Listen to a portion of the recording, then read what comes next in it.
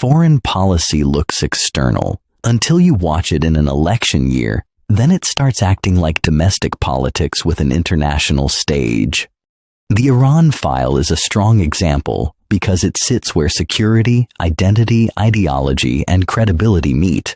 The hard truth is simple. Leaders do not only manage rivals, they also manage audiences. Every statement about Iran has at least two audiences, Tehran and American voters.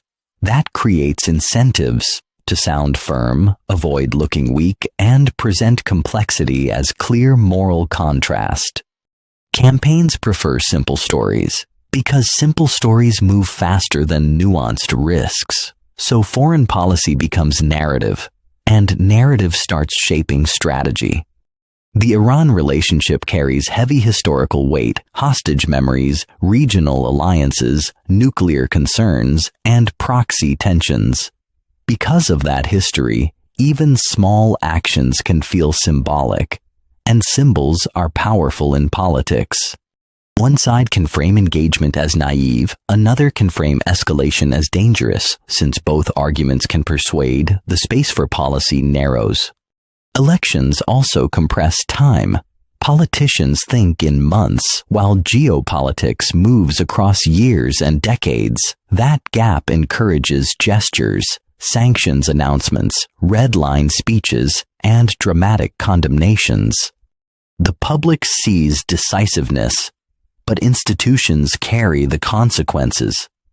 Meanwhile, diplomats, intelligence officials, military planners, and economic teams continue the slower work of managing risk.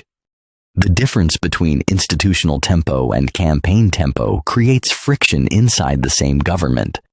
Even negotiations can become domestic theater because talks may be presented as strength or as concession depending on the storyline.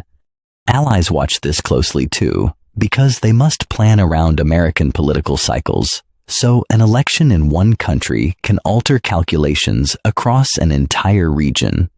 The Iran file is also useful for coalition building. It can unite groups that disagree on other issues.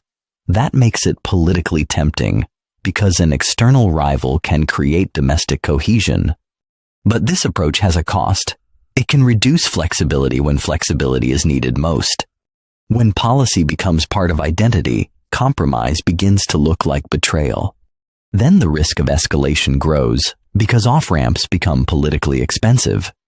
The deeper lesson is structural. In democracies, foreign policy is never purely foreign. It passes through elections, media incentives, donor networks, and public memory. That does not make policy artificial. It makes it human and therefore predictable in risky ways. If you want to read the future, watch the incentives, because incentives often shape the script before the diplomats even arrive.